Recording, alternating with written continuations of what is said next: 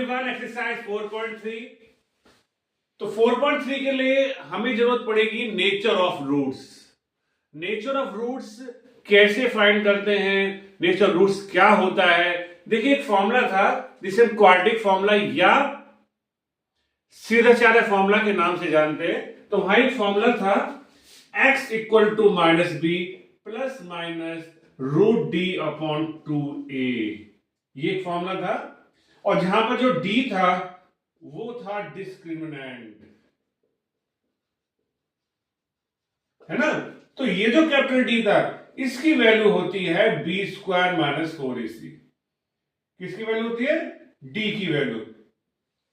तो ये कहता है कि इस फॉर्मूला में कैपिटल D जिसकी value b square minus 4ac थे, उसके लिए कौन कंडीशन है?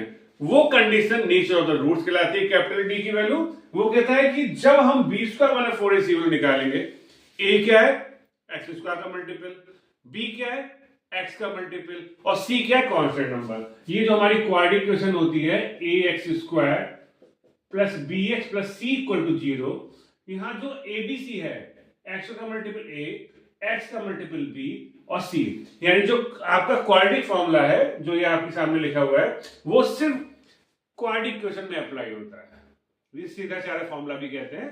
उसमें सबसे पहले जो भी इक्वेशन क्वाड्रेटिक इक्वेशन, उसे कंपेयर कीजिए ax square plus bx plus c को 0 से, वहां abc फाइंड कीजिए। abc फाइंड करने के बाद कैपिटल D निकालिए, जिसे b स्क्वायर माइनस 4ac कहते हैं। अगर कैपिटल D यानी b square minus 4ac value 0 से ज्यादा आती है, वैल्यू यानी उसकी जो डिजिट है 0 से ज्यादा आती है, मीन पॉजिटिव निकल के आती है, तो नेचर उसकी कहलाएगी टू डिस्टिंक्ट रियल रूट, यानी उसके रूट्स अलग अलग होंगे। 0 से ज्यादा नहीं, पॉजिटिव होंगे और अलग अलग होंगे। ओके। और अगर कैपिटल D जिसे 20 का मतलब 4ac कहते हैं, उसको तो एग्जैक्ट 0 निकल के आती है, उसी कैलकुलेशन 0 निकल के आती है, उसकी नेचर कहलाएगी टू इक्वल रियल रूट, यानी दोनों जो आंसर होंगे, दोनों जो डिजिट वो सेम होंगी और रियल होंगी, मतलब पॉजिटिव होंगे। क्लियर? यानी 0 से ज्यादा आती है तो रियल और डिस्टिंक्ट माने अलग अलग, और अगर 0 एग्जैक्ट 0 आती है तो जो रूट्स होंगे वो इक्वल होंगे। ओके। और अगर 0 से कम निकल के आती है, किसकी value? Capital D। Capital D मतलब b स्क्वायर माइनस 4ac, और कैपिटल D को क्या कहते हैं? डिस्क्रिमिनेंट। अगर कैपिटल D की वैल्यू 0 से कम निकल कर आती है, यानी माइनस में आती है, तो उसकी नेचर कहलाएगी नो रियल रूट, उसके कोई रियल रूट्स नहीं होंगे।